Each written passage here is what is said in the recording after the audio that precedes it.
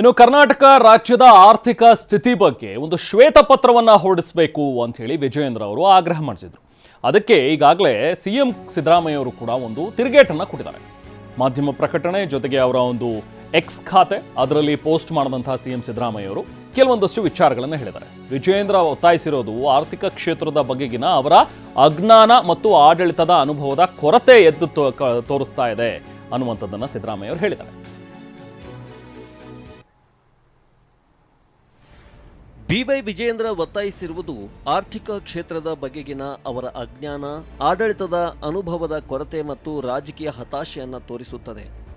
ಕಳೆದ ತಿಂಗಳಷ್ಟೇ ಈ ಆರ್ಥಿಕ ವರ್ಷದ ಆಯವ್ಯಯ ಪತ್ರವನ್ನು ನಾನು ಮಂಡಿಸಿದ್ದೇನೆ.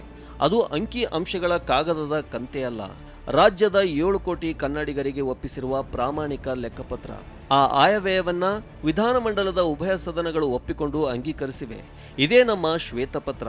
ಇದರ ಬಗ್ಗೆ ವಿಧಾನಮಂಡಲದ ಉಭಯ ಸದನಗಳಲ್ಲಿ ಕೂಲಂಕಷವಾಗಿ ಚರ್ಚೆ ನಡೆದಿದೆ. ವಿಜೇಂದ್ರ ಪಕ್ಷದವರು ಸೇರಿ 21 ಜನ ವಿರೋಧ ಪಕ್ಷದ ಸದಸ್ಯರು ಮಾತನಾಡಿ ಎತ್ತಿದ್ದ ಪ್ರಶ್ನೆಗಳಿಗೆ ಸೂಕ್ತ ಉತ್ತರ ನೀಡಿದ್ದೇನೆ. ಇದರ ಬಗ್ಗೆ ಇನ್ನೂ ನಿಮಗೆ ಅನುಮಾನಗಳಿದ್ದರೆ ವಿವರಣೆ ಕೊಡಲು ನಾನು ಸಿದ್ಧನಿದ್ದೇನೆ. ಉಪಚುನಾವಣೆಯ ಅಖಾಡದಲ್ಲಿಯೇ ನಿಮ್ಮ ಜೊತೆ ಬಹಿರಂಗ ಚರ್ಚೆಗೆ ನಾನು ಸಿದ್ಧನಿದ್ದೇನೆ. ದಯವಿಟ್ಟು ಕೇವಲ ರಾಜಕೀಯ ಮಾತನಾಡಬೇಕೆಂಬ ಬಾಯಿ ಚಪಲಕ್ಕಾಗಿ ಆಯವ್ಯಯದ ಪತ್ರದ ಪಾವಿತ್ರ್ಯವನ್ನ ಹಾಳು ಮಾಡಲು ಹೋಗಬೇಡಿ. ರಾಜ್ಯ ದಿವಾಳಿ ಸ್ಥಿತಿಯಲ್ಲಿದೆ ಎಂಬ ಆರೋಪದ ಹಿಂದೆ ನಿಮ್ಮ ಸರ್ಕಾರವನ್ನ ರಾಜಕೀಯವಾಗಿ ಎದುರಿಸಲಾಗದ ಬಿಜೆಪಿ ನಾಯಕರ ಅಸಹಾಯಕತೆ, ಹತಾಶೆ ಮತ್ತು ಅಸೂಯೆ ಇದೆ. ಯಾವ ಇಲಾಖೆಯೂ ನೌಕರರಿಗೆ ಸಂಬಳ ನೀಡಲಾಗದ ದಿವಾಳಿ ಸ್ಥಿತಿಯಲ್ಲಿಲ್ಲ. ನಮ್ಮ ಸರ್ಕಾರ ಆರ್ಥಿಕವಾಗಿ ಮಾತ್ರವಲ್ಲ, ರಾಜಕೀಯವಾಗಿಯೂ ಸುಭದ್ರವಾಗಿದೆ. ಇಂದಿನಿಂದ ಹೊಸ ಆರ್ಥಿಕ ವರ್ಷ ಆರಂಭವಾಗ್ತಾ ಇದೆ. ಕರೆಂಟ್, ಟೋಲ್, ನೀರಿನ ದರ ಎಲ್ಲವೂ ಕೂಡ ದುಬಾರಿ ಆಗ್ತಾ ಇದೆ. ಆಲ್ರೆಡಿ ಜನಸಾಮಾನ್ಯರು ಎಲ್ಲ ಬೆಲೆ ಏರಿಕೆ ಆಗಿದೆ ಅಂಥೇಳಿ ಹೈರಾಣಾಗಿ ಹೋಗಿದ್ದಾರೆ. ಅದ್ರ ಜೊತೆಗೆ ಗ್ಯಾಸ್ ಸಿಗ್ತಾ ಇಲ್ಲ ಅನ್ನೋ ಸಮಸ್ಯೆ, ಸಾಕಷ್ಟು ಸಮಸ್ಯೆಗಳ ನಡುವೆ ಈಗ ಏಪ್ರಿಲ್ 1ರಿಂದ ಮತ್ತಷ್ಟು ಬರೆ ನೋಡಿ. ಇಂದಿನಿಂದ ಟೋಲ್ ದರ ಕೂಡ ಜಾಸ್ತಿ. ಕಾರ್ಗಳಿಗೆ 5ರಿಂದ 10 ರೂಪಾಯಿ ಟೋಲ್ ಹೆಚ್ಚಳ ಆಗ್ತಾ ಇದೆ.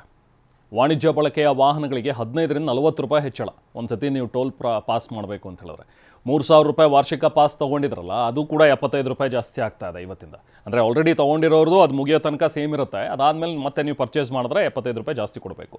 ಇನ್ನು BWSSBಯಿಂದ ನೀರಿನ ದರ 3% ಹೆಚ್ಚಳ ಮಾಡ್ತಾ ಇದ್ದಾರೆ.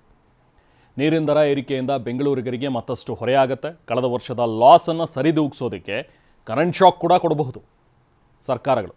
ಕೈಗಾರಿಕೆಗಳು ಮತ್ತು ವಾಣಿಜ್ಯ ಗ್ರಾಹಕರಿಗೆ ವಿದ್ಯುತ್ ದರ ಏರಿಕೆ ಆಗುತ್ತೆ ಅನ್ನುವಂಥದ್ದನ್ನು ಹೇಳಿದ್ರೆ ಇನ್ನೂ ಕೂಡ ಗೃಹ ಬಳಕೆಗೆ ಏನೂ ಬಂದಿಲ್ಲ, ಬಟ್ ಅದು ಕೂಡ ಜಾಸ್ತಿ ಆಗಬಹುದು ಮುಂದಿನ ದಿನಗಳಲ್ಲಿ. ಇಂದಿನಿಂದ ಟೋಲ್ ದರ ಜಾಸ್ತಿ ಆಗ್ತಾ ಇದೆ. ಒಟ್ಟಿನಲ್ಲಿ ದುನಿಯಾ ಮತ್ತಷ್ಟು ದುಬಾರಿ ಆಗ್ತಾ ಇದೆ.